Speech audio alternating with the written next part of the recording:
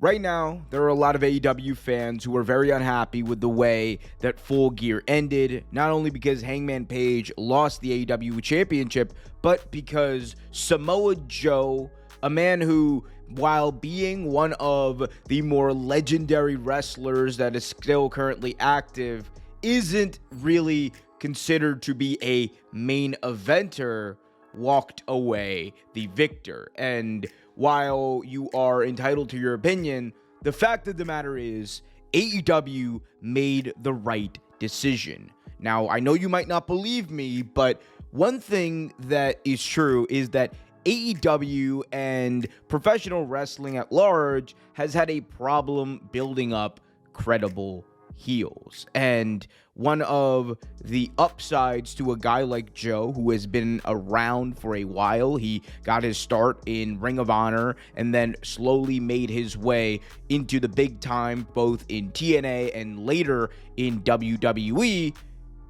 He's a guy who's been around the block, who understands his character and has real legitimacy with the fans in a way that guys like Kyle Fletcher or others have not built up yet. And when you have a guy like Samoa Joe, you can do multiple matches and multiple pay-per-views with him and not have it feel stale while still maintaining the threat of a potential title change, as we saw at Full Gear. And that is something that you need. There's an idea out there that's floating around over the past couple of years, just because Roman Reigns held the belt for over 1,000 days, that every single world championship run needs to be a year long. And the reality is, it's just not how things work. Roman was a product of that moment, and that moment has passed. John Cena is someone who has held the belt, for example, multiple times, 17 to be exact, and he has had only 2 title reigns that were longer than Hangman Page's current one, and the vast majority of them were significantly shorter. So I don't think it's a real argument to say that Hangman Page should have held the belt longer, but one thing that I will concede is that maybe Hangman Page shouldn't have lost the belt like this, and maybe AEW should have built up more credible heels so that when Hangman were to lose the belt, it would be to someone else. Those are legitimate points. But why it doesn't matter to me when talking about Samoa Joe is because I believe that Joe represents the perfect type of heel in pro wrestling. As I mentioned before, one of the biggest components of being a heel like Samoa Joe is being that lingering threat that people take seriously. We all know that Kyle Fletcher, for example, is someone who is being set up for a very bright future in AEW and wrestling at large, but the reality is he was not a threat to legitimately beat Hangman Page. We all know that there are others on that roster like Konosuke Takeshita who are being set up for major things down the line, but again are not legitimate heel threats for Hangman, and that was the situation that AEW was facing. So what do? I think you go and turn to the ace of professional wrestling heels, and that is Samoa Joe. You go back and look at Joe, right? Even though he might not always wrestle like a heel, he created a very specific style that worked for him. Joe was so much of a high flyer while still being a heel that he was the king of the X division at one point in TNA. He was the guy doing flips. He was the big guy doing cartwheels. He was the big guy doing moonsaults, but he was also the Samoan submission machine. He had a moveset, which is a term that might piss some people off, that was unlike anyone we had ever seen. It was so versatile, but also so lethal.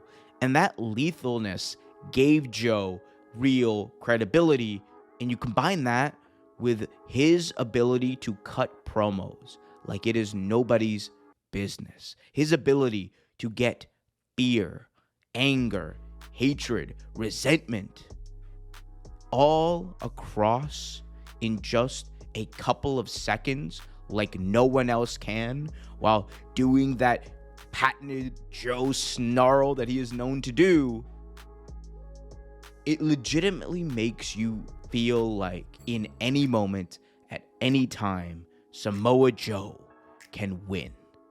And I think that is what this was about. It was less to do with Hangman Page and how far they could have gone with him, but more to do with the idea of wanting a bridge between a Hangman Page and potential MJF title run, but also prove that at any time, at any moment, at any event, that title can change hands.